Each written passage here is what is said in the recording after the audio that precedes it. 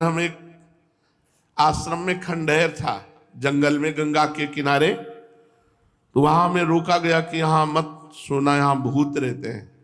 हमारा जिद्दी स्वभाव था, जहां रोक दिया जाता था वहां रुकते नहीं थे, देखते थे क्या होगा। तो एक इतनी छोटी सी टार्च और दुप दुप वाली घड़ी, ये दो चीज जरूर। तो टार्च रास्ता देखने के लिए, घड़ी समय देखने के लिए कि कितना हो गया। आराम से जाकर के वहां आसन लगाया और लेट गए खंडहर में। कोई भय नहीं रहता था क्योंकि खूब गंगा जी की कृपा थी। गंगा जी की कृपा से भय नाम की चीज नहीं रह गई थी, क्योंकि कदम कदम पे स्मशान, लाशें, सब दिमाग में रम गया था। और गंगा किनारे रहते थे इसलिए कोई भय नहीं रह गया था। उन लोगों ने रोका और वो आश्रम में रुके हुए थे, वहां कोई नहीं टिकता था। वहां जाके आसन लगाया, वहां भूत था।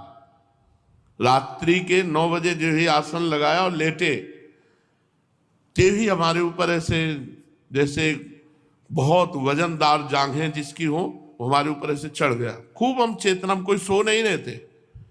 ऐसे हाथ किया तो पीछे से जटाएं उस समय भी थी, उस समय तो और घनीभूत जटाएं थी, तो पीछे से हमारी जटा पकड़ ली।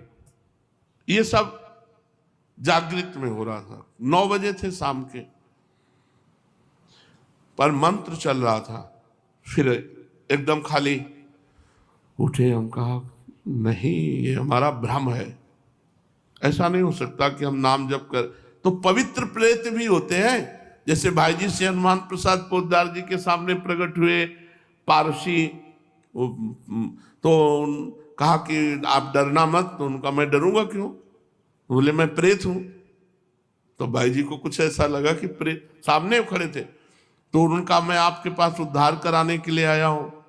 तो भाई जी ने कहा मैं गीता पाठ करके आया। तो बोले हमें गीता कंठस्थ है।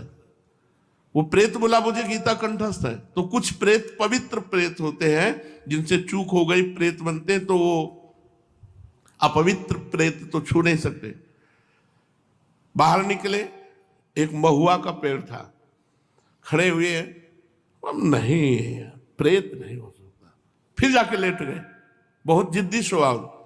अब जाके लेटे तो छाती पे चढ़ के ऐसे श्वास रुकने लगी, इतना वजन एकदम ऐसे ऐसे। उस समय जो भगवान शिव का मंत्र चल रहा था, उसकी रफ्तार बढ़ाई, तुरंत फिर अलग। हम कहा अब दोबारा हिम्मत नहीं करेगी, अपना आसन समेटा और जहां सब लोग लेटे थे वहां गए। तो बोले आ गए। हम कहा वहां प्रेत है? तो बोले बताया तो पहले था आपको।